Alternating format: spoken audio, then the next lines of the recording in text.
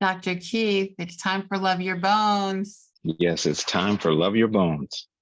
How are you And today? well, I'm excited about finding about these Pilates.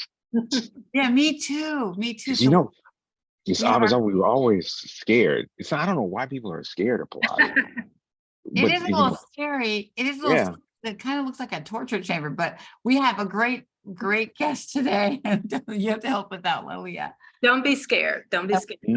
So meet my friend Aaliyah Hatcher. Here I am with another beautiful Black woman for you, Dr. Keith, right? Well, I got to start my month out right. Hi, Dr. Keith.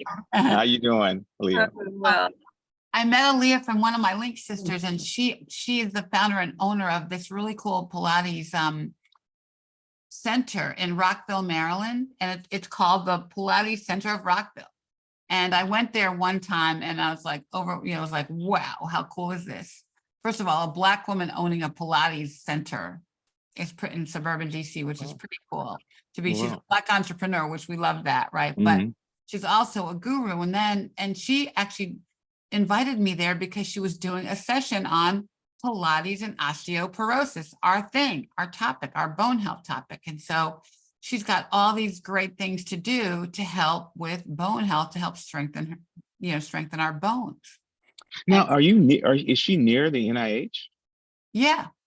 yeah. Oh, so any of the ladies that are working at the NIH, you know where you can go for lunch. Right, you can. She's not that far from there. Not that far away. Just go north on Wisconsin Avenue, 355. We're right up here. Yeah, she's not that far. 355. So yeah, she's right in your lane. But so Aaliyah, first tell us about you. Tell us about your business. But can you just explain what Pilates is? So we won't be scared anymore, and we can kind of break it down for our people. So I'll just give you a little background about me and the studio. So like you said, I'm the founder and owner of Pilates Center of Rockville. And since 2011, we've really built a reputation as the premier Pilates studio in the Washington metro area. So my team of about 10 Pilates teachers and I teach Pilates for total body conditioning, pain relief and rehabilitation, athletic conditioning, and also for breast cancer recovery. And so the center is equipped with every piece of classical Pilates equipment, which includes the reformer, which some people, if they're familiar with Pilates equipment, that's the one they've heard of. There's also something called the tower or the Cadillac, and we also have the chair, but we have everything Pilates, and we teach a combination of private lessons, so that's one-on-one custom lessons with a teacher, semi-private lessons for 2 or 3 people working together. And we also have more than 20 weekly group classes on the Pilates equipment and on mat. And then we also are doing live virtual lessons and classes. So we really do everything.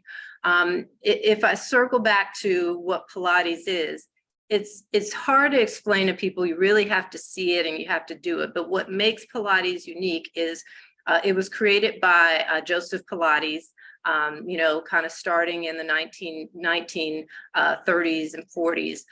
But he described it as corrective exercise. And I really like that description because it's really not just exercising for the sake of exercise. It's about doing movements that are specifically designed to correct dysfunction in the body, bad posture, for instance, that we have, and all sorts of aches and pain that we all have, especially now from sitting all the time. Human bodies are not designed to sit for hours and hours a day. So in Pilates, we do movements that do not mimic your day-to-day life. It's not like, if you go into something like an aerobics class, you're lifting your arms and legs and you're moving forward or backwards. Maybe we're going to put you into positions and in movements and in ranges of motion, get you twisting, get you bending backwards, all sorts of things that you wouldn't be able to do if you didn't have the equipment and you didn't have the spring resistance, because we've got to vary our movement because we're basically sitting all day and we're moving forward, and that's about it. Now, what's really unique about Pilates is that it is strength training, right? So when we talk specifically about why Pilates is so good for osteoporosis, is that we use springs, and I've just brought over here with me a couple of springs. All of the Pilates equipment has springs. So these are galvanized steel springs that are different resistances, from very light to medium to very heavy. And so when you are pulling against the spring resistance, that force, that resistance actually goes through your bones, through your joints, and the way we teach it all the way and connects up into your core. So you'll see when I demo some things later, I might be holding on to a handle that's attached through a pulley system to a spring. And so when I pull against that spring resistance, I'm not only working the muscles and bones all the way up my extremity, but I'm also teaching a client how to stay stable in their shoulder structure, their shoulder blade, so that when they pull, they actually get activation and stabilization work all the way through their core. So it's the springs that's sort of the secret sauce of Pilates. And again, there are other ways to do resistance, but I describe it this way. If you pick up a dumbbell in the gym, 5 pounds is only ever 5 pounds. It's not more or less. And when you grab a spring and you pull against it, the more you pull, the heavier it gets and the more resistance it gets. So what's nice about it is it really is variable and directly responsive to your muscles and to your strength. And it gives us a lot of flexibility. Like this is a heavier red spring. This long one is one that we use for legs. We have so much flexibility to be able to adjust the springs, not only for the exercise. There are over 500 just fundamental Pilates exercises. That's before we start to modify things, but we're able to modify it for each individual. If someone has a limitation, we can adjust springs. We can add springs sometimes to give extra support. Sometimes springs are actually helping to hold up the weight of your legs, so it gives you a little bit of help, but you can still work your muscles. But sometimes springs, again, are giving you resistance. So can I ask you a question? Just a quick question. I really want the audience to hear one thing that you said, because we've said it over and over again. Yes, ladies, use resistance exercise, use resistance exercise. This is the first time that you've really kind of given us a definition of resistant exercise and examples. So I just wanted to be clear. So because a lot of people are thinking that resistant exercises were basically walking. So that's resistance versus you couldn't really do springs or any or even these rubber band type of resistance exercise or pulling back and forth. So that's what I just wanted to emphasize, how important Pilates are. I have some more questions, but I'll let you. No, that's a great point, Dr. Keith, and I do want to reiterate that. I kind of describe what you describe as walking or even getting on the elliptical. Those are weight-bearing exercises. So it's you and your own body weight in gravity, which that's good. That's a good thing. You're still working your body. You're still building strength, but that's very different than resistance training, which builds more strength and also translates more of the force through the bones and through the joints. So it's different than walking, aerobics, elliptical. And I think a lot of times women, especially to your point, think, well, I'm getting my exercise, I'm walking, but it's really not enough because we need to build muscle. And I was talking with one of my PT friends and partners, and she quoted something. She said that as women get older, we can lose up to a ½ pound of muscle per year. We need to be doing things to build muscle. And I think, we're not talking about bodybuilder building muscle. Build muscle to support your structure, build muscle for, strength and stability throughout the body, because if we aren't building muscle, we're losing it. And then all of a sudden, the whole center of your body, and this is where when we talk about core strength, I actually don't use the word core strength a lot because it's become so sort of nebulous. All the core is the whole center part of your body. If you think about it, the center of our body, this is where all the power is. This is where our organs are.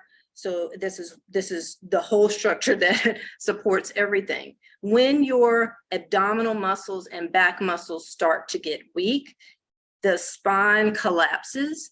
And when you see, older people walking out in the street, and you may see them very, very bent over, what's happened is that this abdominal corset, I mean, that's really what your abdominal layers are, is a corset of muscle that goes not only around the front, but around to the sides, and even all the way around to the sides of the back to support your spine and stabilize your pelvis. So when those muscles get weak, your spine is literally collapsing. And what happens a lot of times with older people is that the rib cage can literally fall down and be sitting on top of the pelvis. So you have no support through the center of your body. So we need to keep these muscles very strong and supportive. It's not just the aesthetics of having, a six-pack, which is superficial. It's the actual support for the whole center of your body, your spinal column, your pelvis. You don't want to crumble. Well, see, that's interesting that you say that. Then. Is this reversible? I mean, to a certain extent, I know that maybe there's a point of no return, right? But is it reversible? So that's are you talking about just the core strengthening part? Can you fix it? Yeah. The answer is yes. So now when we talk about certain pathologies, if you, I have many clients who have degenerative disc disease, right? Where their discs are basically, they're bulging, they might have herniated, and they have very little space between the vertebra of the spine. And so they'll be having pain from that. What's amazing about the body is the ability to build strength, to regenerate, and to build support back in. So when someone comes in and they have bulging discs or no discs at all, what I'm interested in first is really building up the muscle, abdominals and back muscles, and teaching them how to decompress their spine using their muscles. Because if you don't have discs anymore, what your body needs to do is compensate for that and create space between the vertebra through muscular support. You don't have those shock absorbers that we're born with. And the truth is, from the more, when we're born, none of us have discs as nice and thick and juicy as they were with, 20 or so years ago. But when you've got little to no disc, what that means is that your core support, your abdominal and back muscles really have to, I teach people a lot of lifting and elongating and creating space. So I'm just going to take this off so you can kind of see a little bit more in the body is, I can be like this, right? And if I place my fingers at the bottom of my ribs and the top of my pelvis, right? Or I can, through my actual muscular engagement, create more space. I've literally decompressed my spinal column using my muscles, right? And a lot of us are sitting all day in the chair, and how do we? Right. Yeah. Okay. Like that. You got me leaning back. I know. Here we go. Right. Yeah, and this creates bulging and herniated discs, right?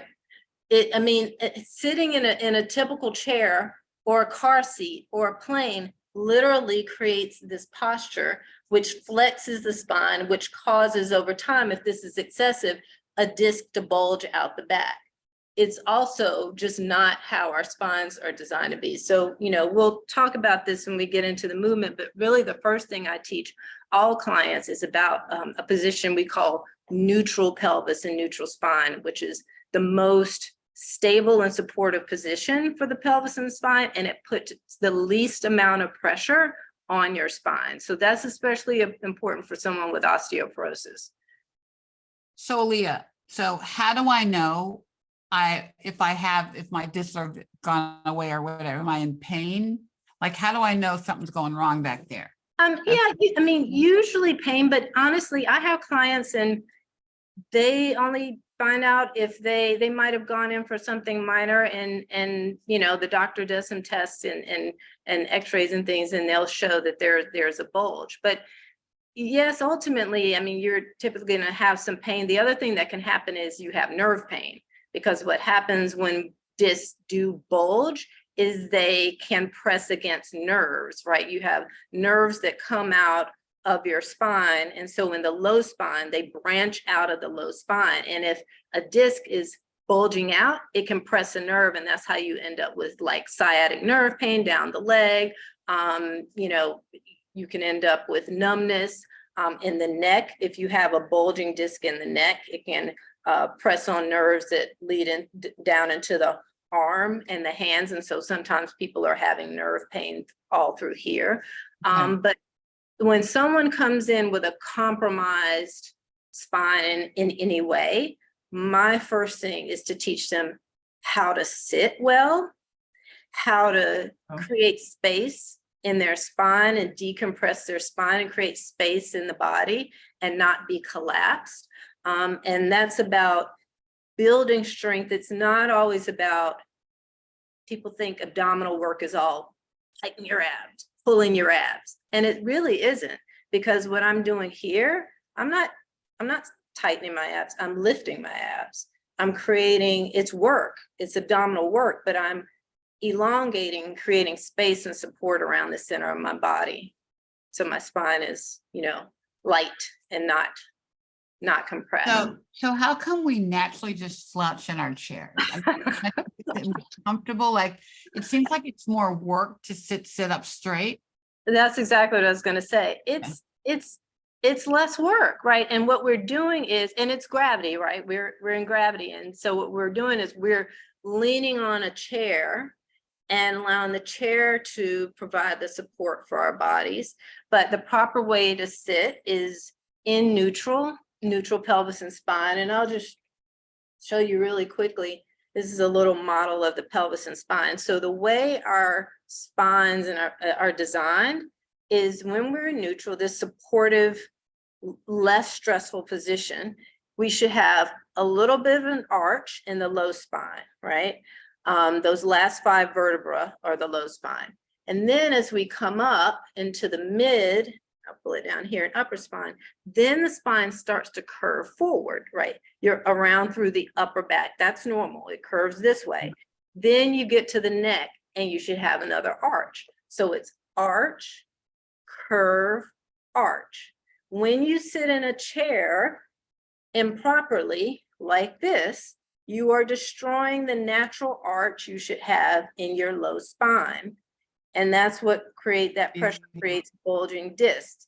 When we're talking about osteoporosis, one of the things that they advise against it from the very beginning is any excessive bending in the spine, right? Because that excessive bending can cause, that makes the spine vulnerable for fracture, right? So we don't want to put someone with osteoporosis in this position. This is the last thing you want to do. We tend to work more in neutral movements with someone with osteoporosis. Now, that doesn't mean they can't bend their spine at all. You just don't want to overbend and overflex the spine.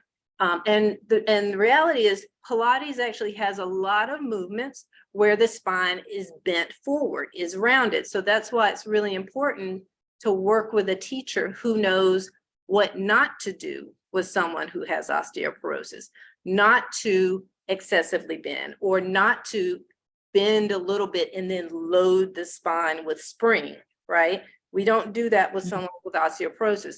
We also don't roll on the spines, which might sound strange, but there's a whole series of rolling exercises in Pilates, which is great for the body, but you don't roll on someone's spine. You don't have them roll their spine when they have osteoporosis, because you're bending and then you're rolling, and that impact could cause fracture. We also don't do Pilates in and of itself is a very low impact, which is also why it's great for osteoporosis. So there's not movements banging you, right, that could cause fracture. But there is something called the jump board, which is a Pilates accessory where we're actually laying on the reformer and you're jumping horizontally against spring. We would not do that with someone with osteoporosis. So again, a knowledgeable, educated teacher who knows what to avoid and also how to modify exercises appropriate for osteoporosis or osteopenia, but also be sure to tell your teacher from the very beginning that you do have that diagnosis. And certainly ask them if they know how to teach clients specifically with osteoporosis and osteopenia. So Leah, I mean, you know, I was a dancer when I was young, but one of the main things, even now when I stretch in my spinning class, you know, I'm going to show you, everyone says like bend over and then roll up and put your one vertebrae after the other. Mm-hmm. I'm supposed to do that because I do that every day. Yeah. And do you have osteoporosis? No, I don't. Yeah. So if you have don't have osteoporosis, absolutely do that. And that sequencing is great. We do that. We call it like a standing roll down is what I call that in Pilates. So rolling the spine down bone by bone and then rolling back up using the lift and support of your abs is very good for keeping spinal mobility, spinal flexibility. We actually want the vertebra to be able to bend one at a time, like individually, so it's nice and fluid. Yeah. We don't want the spine. A lot of time when you tell people to bend forward, segments of their spine move in one chunk. We don't want a chunky spine. We want a nice articulating, flexible spine. Now, if you have osteoporosis, what you don't want to do is bend and hang and hinge in a excessively bent position. But again, doesn't mean, you know, you're not going to walk through life never bending your spine. So I always say what's important is giving people real strategies for their real life. I think there was a time where sometimes people with osteoporosis were told, just be careful and don't bend. And the truth is you can't go through life and not bend. Yeah, So but see, but you know what's, you know, I'm sorry for interrupting, but you know what's so important? I just want to go back and about this whole issue of what your core and it's not just one factor, it's the fact that with a stronger core, you're able to do a lot of that. You let the body work in concert, let the muscles work in concert. So what you have is you're not forced to be rigid. Or I have to worry about the curve and the arch. What you're saying here is so powerful because I wanted to mention that it's almost like a preventive medicine course that everyone should be taking, especially as we get older. Yes. So either you get older and you bend and you cause the damage, or you stop the damage. That's right. And the thing about having strength and support in your body is you don't have to be afraid to move. And that's what happens. Sometimes people get a diagnosis or they get a pain and they stop moving. And it's the worst thing you can do. So even if you may have to modify some movements and be careful of not overbending your spine, doesn't mean don't ever bend, because if you bend and you have the support of your muscles, in particular your abdominals. So if I'm standing here and I'm bending, we'll see if I'm just bending and hanging with no abdominal support, that will put some pressure on my spine. If you can see here, I'm going to now pull up. I just scooped my belly into my spine, and I cue this a lot of times. I'll say, scoop your belly in and up, lift the front of your spine with your abs, right? So it's really about, are you moving and using your abdominals to support you, or are you hanging and falling and putting the pressure on your spine? Now, again, like I said, someone with osteoporosis, we wouldn't do any excessive bending or flexing, but there are gentle, what I call capital C curling movements that we can do, and have them hold onto a bar with springs. So they're actually being supported. And then we teach them to use their abdominals to just gently create a little curve. And it's strengthening these muscles so that they support the spine when it needs to have a little curve in it. So what we're talking about though is possibly preventing osteoporosis, right? For people who don't have it. Yes, yes. I think that's, Yes. we're preventing it, but also I think we have a lot of people that watch that may not know they have osteoporosis because they haven't gotten the bone scan, right? So That's it right. applies to everybody because you may have it and you don't know it. That's right. And then secondly, just to help people get up and move. Because Yeah. I think people, well, do I have to join your gym? And how much does that cost? Do I have to what do I have to do? Do I have time for this? I have 3 kids or whatever. So I think we're trying to figure out what is sort of an easy thing for people to take away that they could do in their house before they even get to you. Just don't like you know what I mean? What should they be doing? I think you're telling us what to do. So. And I just want to say something too, is that some of these things you may have incorporated. Didn't you say that you were online during Zoom? Didn't you do some courses? Yeah. Beginning of the pandemic, I did some virtual workshops on Zoom, and then we streamed them also on Facebook. And it was mat-based Pilates work, where I might have people use small props like a resistance band, or a squishy ball or something like that we could use to kind of prop up the spine. There's a piece of equipment, a Pilates equipment called the magic circle that you can put between your legs or your arms to help create stability and support. So I taught those different workshops based on, one might have been, low back pain and how to use Pilates and Pilates movement and exercises and education. It all really starts with education, because I think of what I do, what my teachers and I do, we're not just teaching Pilates exercises, because the truth is anybody can get a manual and say, put your arm here, put the other arm there, do your arms like this, breathe. You're really teaching someone about their bodies. You're teaching them how to support, move. When someone comes in and they've got a pain issue, then we'll do a lesson and we'll focus on working through that.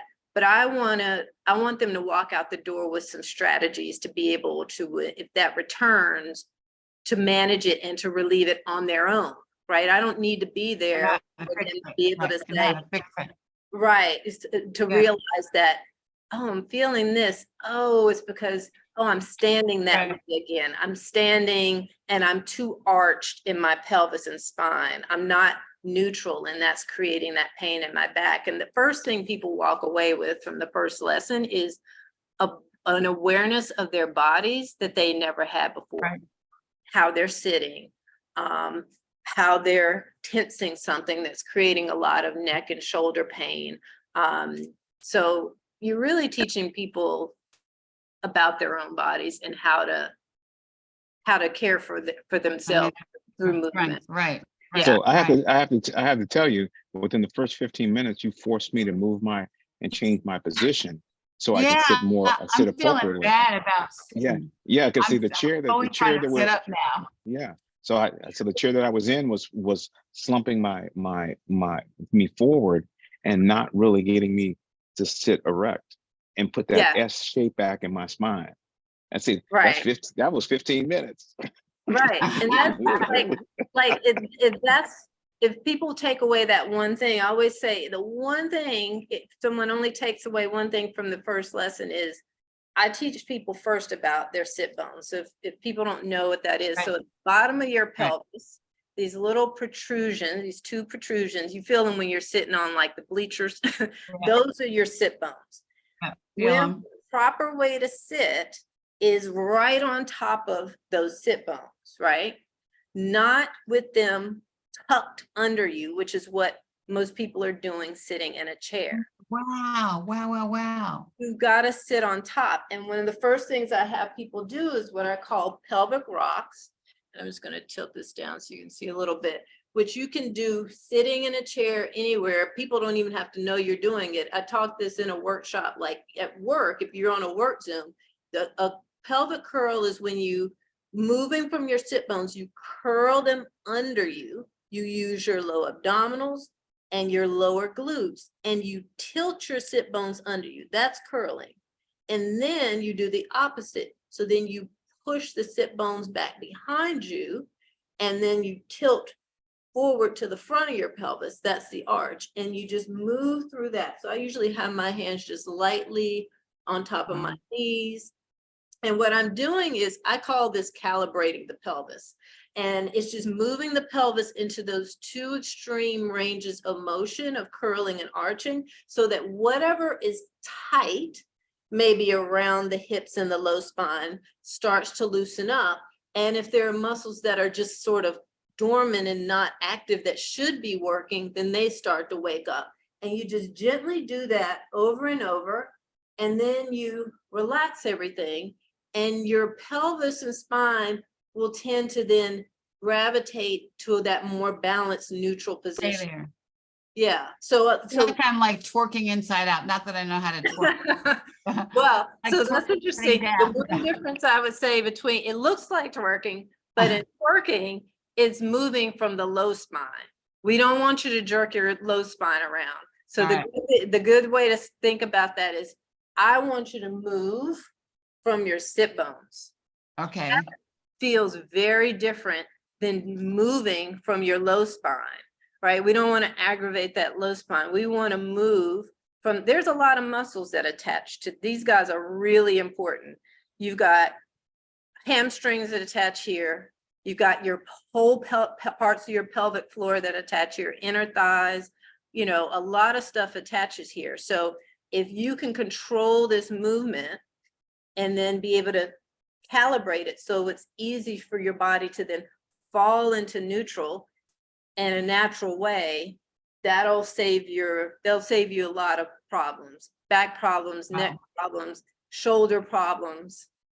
So do you think a lot of people could use this approach, just 15 minutes an hour, just to work on those bones? Yeah, just to get grounded in your chair, Okay. right? Yeah, absolutely. There's a movement I teach called leg lever, which is, again, these aren't osteoporosis specific. So I do want to say that these are just kind of movement, good functional movement. So your body.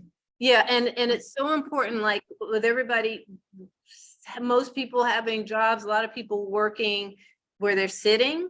Yeah. You need to, like, every 20 minutes, like you could just do that in your chair. Just rock in your Please, chair. that's what I'm saying. That's very important, because now a lot of people are still working from home, and we're talking about working, meaning that it started at 8 o'clock and it's still 6 o'clock and you're still working in that chair. Right. The other thing that's great with Pilates is it's everything. I don't use the word fitness. What we do when we're teaching people, I call it total body conditioning. So that's the goal, is that your body. That sounds impressive, everybody here. We're all doing total body conditioning, right? Because it's not just strength, because you don't want your muscles to just be strong. You want them to be strong. You want them to be flexible. You want to have mobility in your joints. Like, you don't want a spine that's stiff. You want a spine that's mobile. And here's another thing that people do that they don't think about. When you have a stiff spine and when you aren't moving, and again, we don't do a lot of twisting with people with osteoporosis, but let's say you have a healthy spine. When, let's say you've got to reach your purse in the back seat, most people do this. They don't actually turn their spine at all, right? Because the body is sensing, I don't trust that. I don't think I should be twisting. The spine's not going to move, and you're doing all this weird stuff with your shoulder. We are designed to be able to turn, grab something, come back around, right? We don't want to lose our ability. And the truth is, when you stop moving your body, your body stops moving you. If you eliminate certain movements from your pattern, your movement patterns, you won't be able to do them safely and functionally. You can't just call on your body out of nowhere and to do a movement you haven't done in, a year. So we're conditioning the body and making it well-rounded, if you will. Can you say that one more? Can you say that? Go ahead. Say that one more time. Say that phrase that you just said. We're conditioning the body and making it more well-rounded. No, but when you said, when you stop moving your body, say When that. you- Oh, yes, when you stop moving your body stops moving. Stops moving you. Yes. That is a very, very Yes. powerful statement. And I've That's- never heard anyone say that in relationship to the body, but this is our first time talking about Pilates. Yeah. And it's not, I mean, first thing, from a male's perspective, you know, Pilates, do men do Pilates? Or do you have men in your Absolutely. group? You should go on my Instagram page. There's a series of videos that I posted with a client of mine named Lucio. Lucio, I want to say is 56. He is in amazing shape. He's been doing Pilates for years.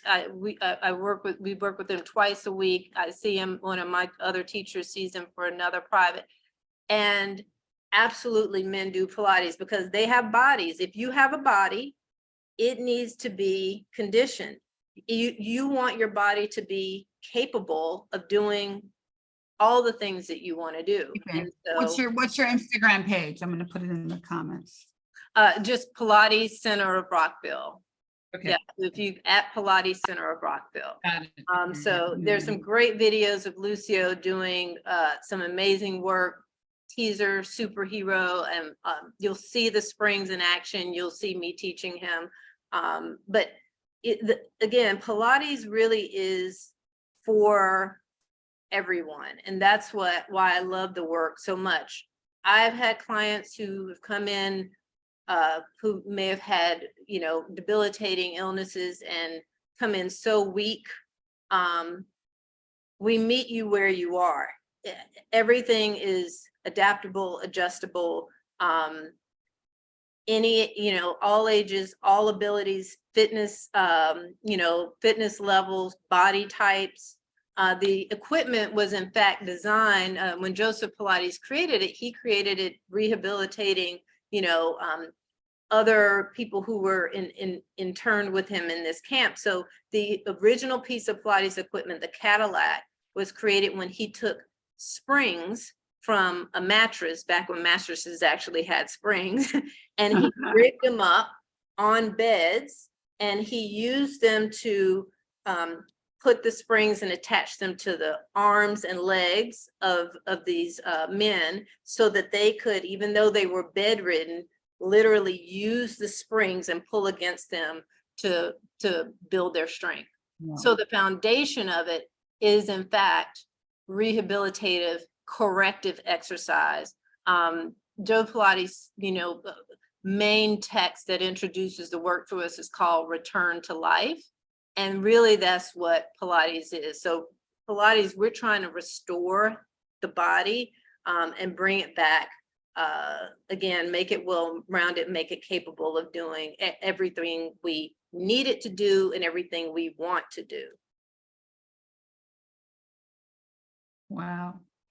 So When you're talking about the classes, is this expensive, or group classes versus private lessons? Because I know a lot of people may feel uncomfortable about a group class, but private lessons, are they expensive, and how many times a week should one start if they wanted to start out? So there's a range. So again, it depends on where you are, but I would say on average, a mat class, this is without the equipment, without springs, will start around the $20 per class range.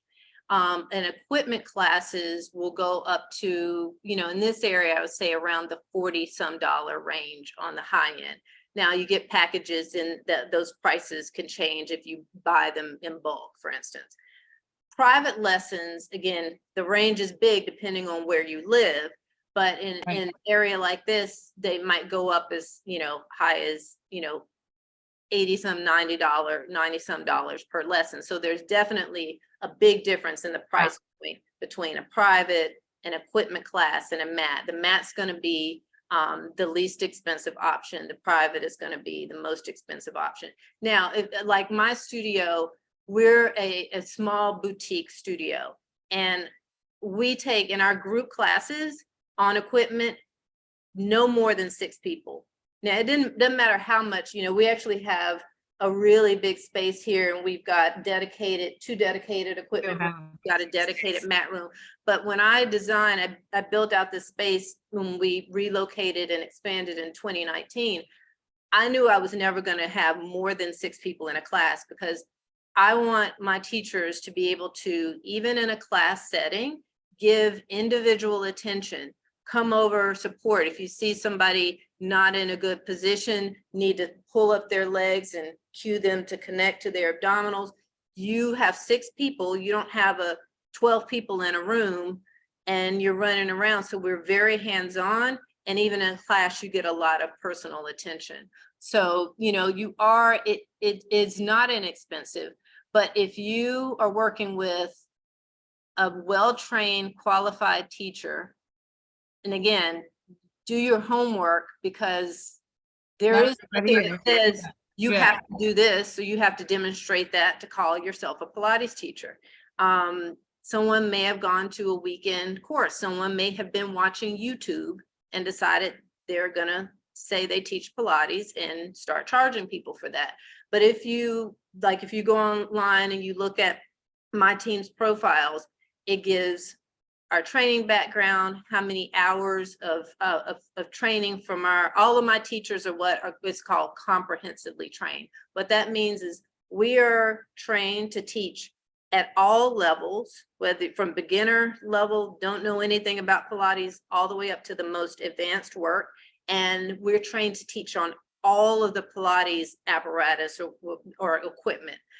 There are training programs that will teach you just to teach reformer to people who are up to intermediate level. And there are a lot of teachers who are not trained in the whole work. When I did training back in the day, when I first started teaching, there only was comprehensive.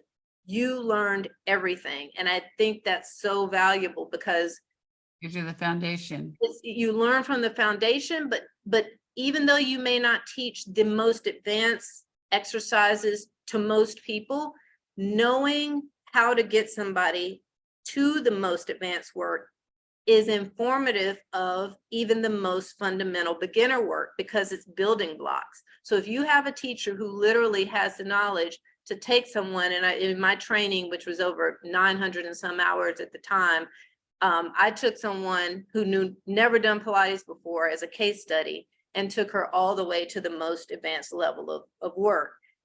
That teacher has a full view of the work and is going to be a much better, well-versed teacher than someone who's only been trained in a segment of the work, if that makes sense. So Aaliyah, so we're everywhere, you know, we don't know who's watching us, and you're here in Rockville, close to us. Can you help us? First of all, do you do private lessons virtually? Can someone reach out to you to do a lesson virtually over the thing? I mean, and it would have to be a mat class, not an equipment class. That's right. And then maybe could you just show some basic things that people could do at home just to even get started? And I mean, you know, you showed us the rolling, and I'm like totally into that now. Make me, if you want to buy a better chair, a different chair, not to sit in every day. But can you show us some basic things? And then I'm going to ask you 3 questions. We have one question in the chat from D. Bell. Says, with severe osteoporosis and very low estrogen, what's the best exercise? Oh gosh, there's so many exercises. So what I would say, I would answer like this. With severe osteoporosis, I would do exercises and stay in neutral pelvis and neutral spine. What I'd love to do, Ricky, is show a few things on the reformer to give people a sense of what that looks like, and I can describe that. Yeah. Great. Show us. Okay. And while you're getting ready to do it, I just want people to recognize that when we're talking about not just the average health osteoporosis, even in cancer recovery, programs have been shown to be of benefit. And you know, and we're talking about fatigue, that, you know, depression and fatigue in that particular space, in addition to muscle strengthening. Yeah. All right, so the first thing I'm going to show, so this is a reformer. Your reformer sounds like a really tough word too. I know the name sounds scary, but it really is, you know, the equipment is so supportive. So what's one of the things that's great about the reformer is it's very structured. So it's great for clients who don't have a lot of support and stability in their bodies, because very often this is called the foot bar.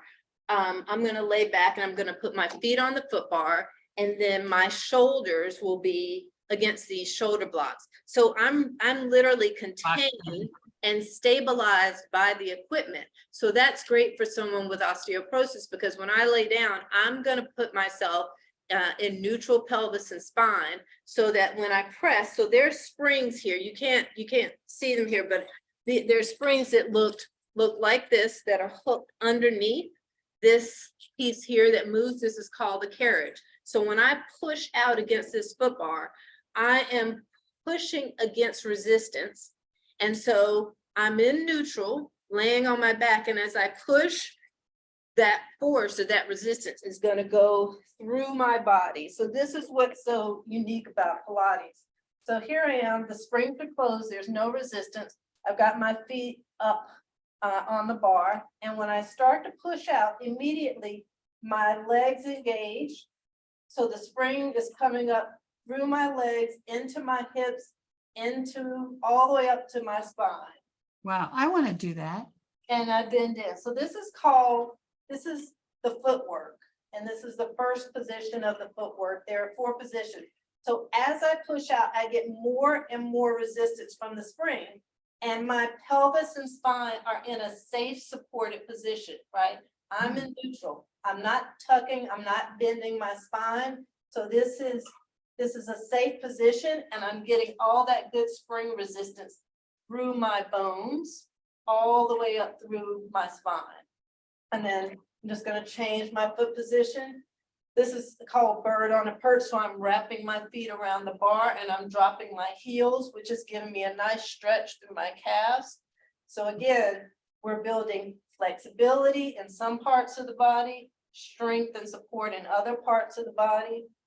And the other thing that Pilates offers that's unique is there's also a lot of balance work, which again, when we start talking about osteoporosis, most people, I would say, have very poor balance. And that leads to falls, and you know, we're not just talking about older people. So here, I'm pushing now against my heels. Again, if you can see, all from my heels, all the way up through my leg bones, into my hips, into my spine, I'm loaded with spring, right? In neutral. So all of this is safe and very strengthening from the legs up. That's the other thing that's really cool about Pilates is you're working everything. It's not, that might just look like a leg exercise, but because the spring, back, the work, everything, all the way up into So Lee, I got a question.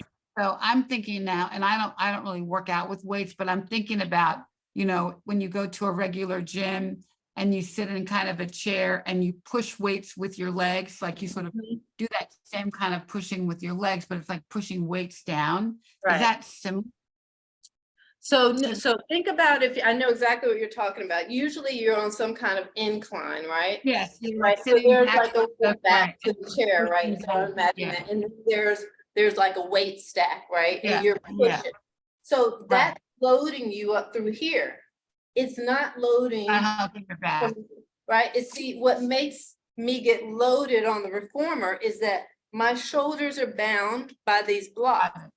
So when I push out, it loads everything all the way up into my core. The leg press does not load the spine. Your core and your spine. Okay, great. All right, thank you. That helps. But there's something else about the leg press is that there's a tendency to jerk.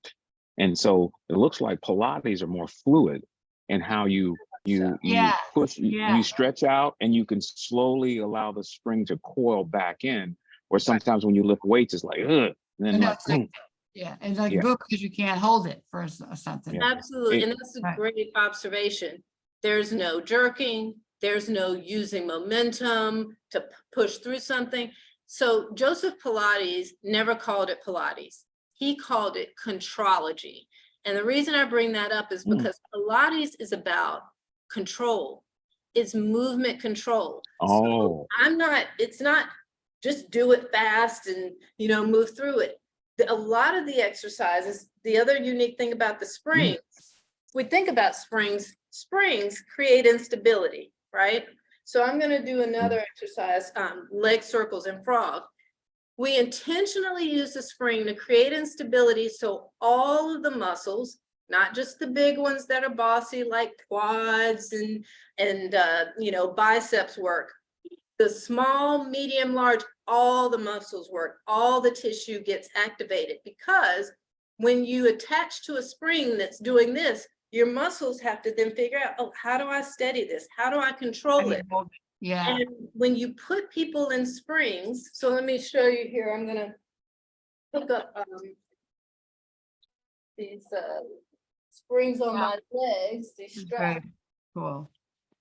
What it does, people are initially very wobbly in the movement. That's normal. And then they're like, oh my gosh, what's happening? I said, this is normal. And as they keep moving, it gets smoother and more controlled.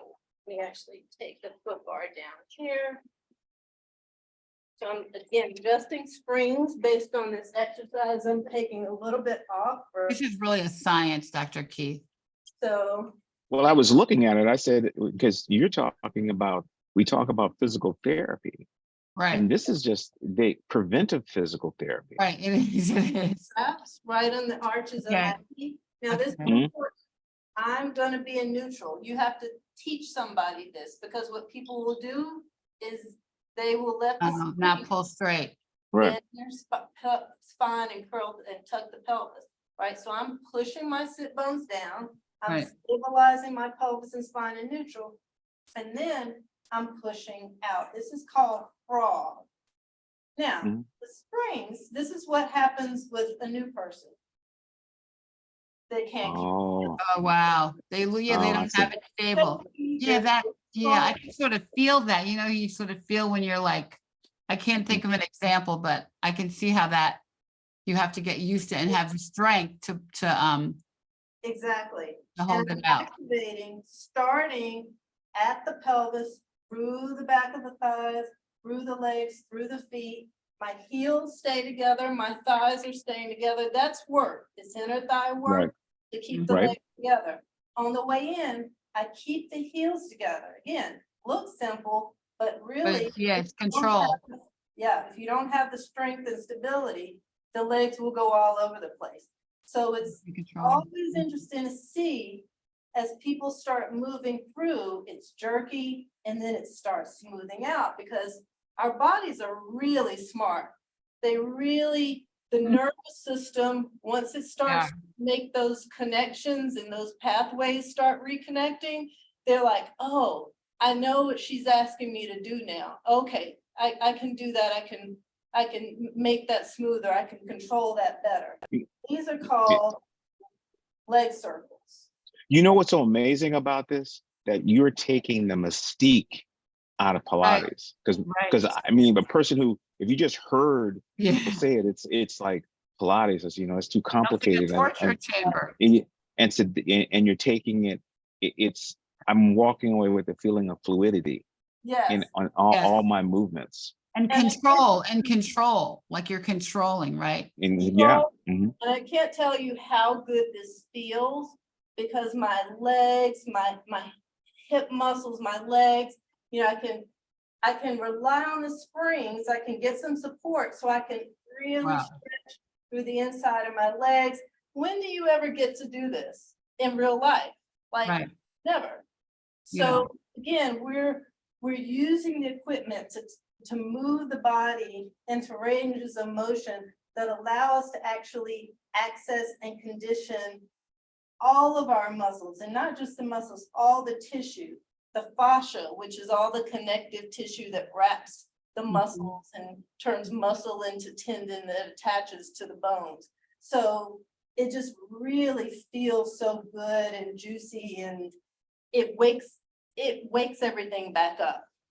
But again, you see, if you were using weights, you Right. don't have the fluidity. You You reach a don't. point where your Yeah. muscle fatigues, and then you drop it. Yeah. Right. You see, and see, so that's amazing. It just, how many days a week should one do this? Yeah, we have people saying, I want to take a class now in the comments, so. Well, I do. You asked earlier, do we teach virtually? So yes, we offer virtual private lessons and mat-based classes. And again, it's mat-based unless somebody happens that occasionally you have a client who's been doing Pilates for a long time and they have, they have a reformer or something in the house. But generally, virtual privates are going to be mat-based, and we're using small props and things like that. So absolutely, people can sign up for those. And Pilates Center of Rockville.com, right? Yes. Yes. All right, so talk a little bit more about osteoporosis. Like, what is so good for osteoporosis? Like, if I have osteoporosis, I need to call you now. Like, why? So again, like I said, the big thing is that this is. Shannon, can I interrupt for 1 second? Yeah. Ricky, osteoporosis, but osteopenia. Osteopenia, yeah. Yes, we don't have to, because You have to get it. large. You don't have to wait. Yeah. You have to get it. Right. Such a good point, Keith. Yes. Right. So the big benefit is it's resistance training, not just weight bearing exercise. So yes, do your walking. Yes, get your cardio. I tell people Pilates is everything your body needs as far as conditioning except cardio, right? Pilates is not cardiovascular work. It does not get your heart rate up to that level. But the resistance training you get from the springs, as you can see just with those simple exercises, going through the bones and the muscles. The other thing is that, again, it builds muscle, and we need to build muscular support all around the body. It's low impact. So, there's a lot of things you can do that may kind of bang the body around that may not be safe for someone with osteoporosis, at risk for fracture.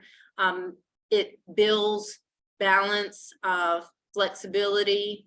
It's kind of, again, that whole body conditioning concept. But, I would say that, Pilates, I think, really is especially suited if the teacher is knowledgeable of what the safe positions are for the individual with osteoporosis. With the springs, it's especially suited for helping people with osteoporosis or osteopenia, or to avoid getting to that stage because of that direct resistance and force going into the bones. And as long as you keep the spine in a safe, protected, non-vulnerable position, then that's an excellent thing. Wow. But you know what else, Ricky, is this. So if your body is toned, so look at what we're talking about here. If it's weightlifting, that's limited. So we're talking about building muscle, increasing tone, increasing tendon strength. And what's very interesting about what you're saying is this: you decreases the chance of falling because you improve your balance. Right. All the things.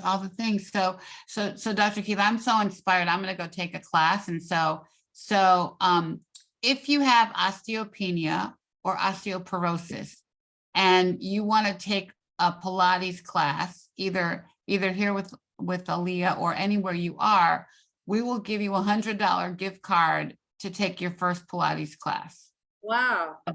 For the first person that emails me. I put my email in the comments, ricky@touchbbca.org. We'll definitely be able to do one, but we'll try to maybe even do a couple more. So if you have osteoporosis or osteopenia and you want to explore this, email me right now and we'll send you a $100 gift card to take a class.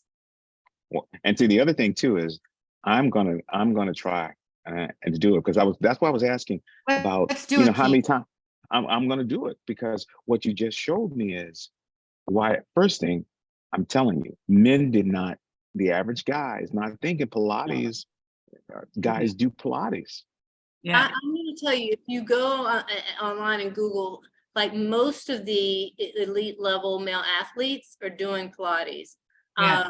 A lot of NBA players, even Kobe Bryant, there's lots of pictures of him having, he did Pilates, tennis players, because it literally is body conditioning. So when you are, professional athletes, they're asking their bodies to do a lot of repetitive motion and a lot of things that is really not functional in a normal body. So you've got to go in there along with you got your trainers and your physical therapists.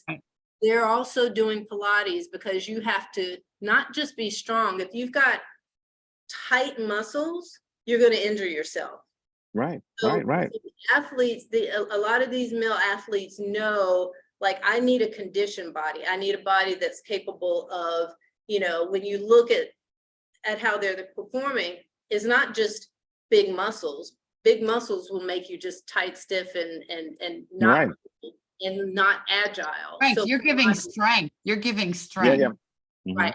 Yeah. And that's why I tell you, because now you're telling me you've moved it away from just it's open to the family. So now husbands and wives can do Pilates together. Because a lot of them that do duets, we call that a duet, where a lot of husbands and wives come in and work together. And we have a lot of clients, 80s. I have a client, Marjorie, I'm getting ready to post some videos of her. She's over 80 years old, just amazing, not in less pain than most 40-year-olds that I run across. Just really vital, and that's really the point of it all. But look at what you said earlier up in the discussion. It was so important about the core and how it serves as a cushion. Instead of the bones hitting on top of bone, on top of cartilage, you have a cushion that you generate by building that core muscle and tendon around you. Right. And that's what happened. That was so cool, how your core wraps around your middle and protects your body, and it just gives you strength. All right, you will see me this week, girlfriend. Wonderful. I have to find something in my location. Yeah. But I'm gonna ask you again, how many times a week are we talking about? So we say 2 to 3 times per week. That doesn't necessarily mean everything has to be in studio. That could be, whether it's private lesson, group classes. But as I teach clients and they've got a good solid fundamentals, I also give them homework. So I will build an at-home mat-based repertoire that they can do, that they can do anytime on their own. Because really, Pilates, like the mat work, it's designed to do. You can do Pilates every day, and it's not working muscles to failure. It's not working to the point you wake up and you can't move. So the mat work in particular was designed that you get up, you do your mat work every single day, right? So you can do some work, you can do some classes or privates in the studio, and then you can have 1 or 2 mat work that you do at home on your own. But again, I always give those guided exercises, and I'll have people write everything out and give the reps so they can build that repertoire at home. So that Zoom, the Zoom approach. Yeah, the Zoom. One before we go, what's the difference between Pilates and yoga? We have so many people who recommend yoga to breasties. So help us out. What's the difference? Really, the exercises and the movements are completely different. The only thing, I think the reason people think they're similar or kind of the same is that Pilates mat is done on the floor, and yoga is done on a mat on the floor. But the exercises themselves, with the exception of, we do something called swan, that's a back bending movement. Yeah. Similar maybe to upward facing dog, but it really is very different. The Pilates movements are in an entirely different sort of movement. And the other thing, especially when we're talking about slowly bringing in injured muscles. So breasties that may have had surgery. That's important because now you're helping restructure, re-strengthen those muscles that were injured during the procedure. And a lot of people don't recognize, and maybe we'll get a yoga person on it, but I can see how Pilates are almost as, it's like you outsource physical therapy into the community setting. So you don't have to go to a specialist, but if you're participating in Pilates, you're basically getting, you know, the tailored instruction that you need, and somebody's going to coach you along instead of, well, I'm going to do physical therapy this week and I'll do physical therapy next week. There's a little bit more that's needed. And I like the coaching and the Zoom aspect of it. Yeah. I mean, the other thing that's different with yoga, and I always say all movement is good movement as long as it's safe. So I don't have negative things to say about yoga, but Pilates it's a method, and there's a lot of fundamentals and education about movement and body alignment and posture, and it's a very core focus. So although you saw me doing exercise with where my legs were involved, there's a lot where you're using the springs and strengthening the arms. The work starts always at the center of your body. And so Pilates is very specifically core focused. There's no springs, of course, at all in yoga, so you won't get any of that resistance training aspect from yoga. But Pilates is really full body conditioning, and it does include the flexibility. I know a lot of people go to yoga for flexibility. What I find is that people who are actually very tight tend to not get more flexible in yoga, because what happens is the positions that you're asked to go in typically require a certain level of flexibility, even just to get there. So you ask somebody to do a pigeon pose and their hip is so tight they can't even get the leg in that position. And so what they're doing is they're holding and they're gripping. And a lot of people come out of yoga feeling tense, tight, like they can't release. So what's nice about Pilates, because the springs and the spring support, is it lets your muscles elongate. I mean, there's a whole series of things that I do with people with tight hamstrings. If your hamstrings are short and tight, there's no magic cure to make them long. Okay, so you hit the nail on the head. I said, right. That's a lot. You can use the springs. I kind of call it unraveling. You're unraveling the tissue. You're gradually, muscles like this, they like to elongate and shorten, right? So they don't like to be pulled and stretched and held that way, and they don't like to be tightened and contracted and held that way. So that's the beauty of Pilates and the fluidity and the springs, is that you're constantly having your muscles do this. And sometimes what happens to people in yoga is they go in and they're holding a pose. We don't hold poses. Pilates is a flow, right? When you're holding a pose, what can happen to people is this tension, and everything's like you're pushing, and it's all I'm doing it myself, we don't want tense bodies. We want bodies that are free to move bodies that are supported. So that is just inherent in the Pilates work, that fluidity. Because it's almost as if you do Pilates to strengthen your ability to do other exercises like yoga, or in the case of a professional athlete, you enhance the performance. In addition, so you're increasing, that's something else. So now, in addition to all that, you're increasing quality of life, your attitude, how you feel about yourself. So there's a lot of these other little intangibles that come off of this. It's maintenance. The other thing I'll say is, I really think of this as body maintenance. We do maintenance on our car. We do things for our house. If it needs a paint job, if it need, your HVAC system, you have somebody come out and regularly. We really don't think of our bodies in terms of What am I doing for the ongoing maintenance and care of this temple? I only have one. And the beauty of it versus something like a car is, if you break something on a car, the car can't fix itself. We can fix ourselves. Right. People come in my studio all the time and something's not working and feeling and functioning the way it should.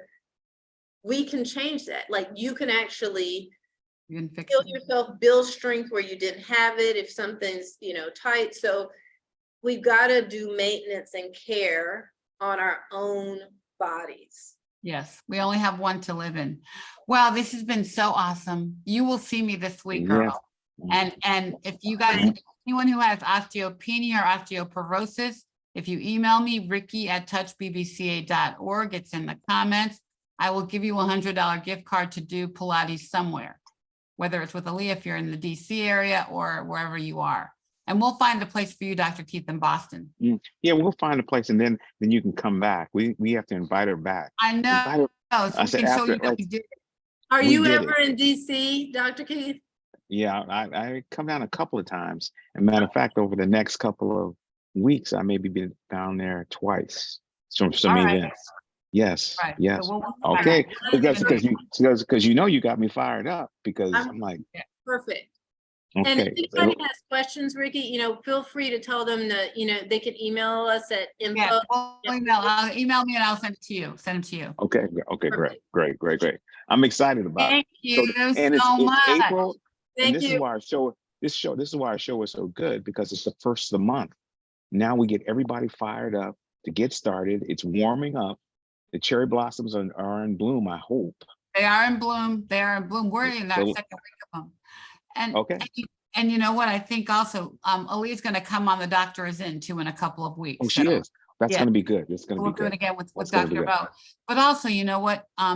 It's Minority Health Month. Yes. And so yes. That, you know, it's our month to say, you know, the Black diseases happen to all of us. And frankly, all the diseases are Black or worse for us. So it's time to think about health. And when we think about it every day because of what we do, but everybody needs to be on that page. So we've taken the mystique out of Pilates. Good. Yeah, I know. Thank you. Don't be afraid. Thank you. I'm like, shoot, I said, I'm ready to go right now.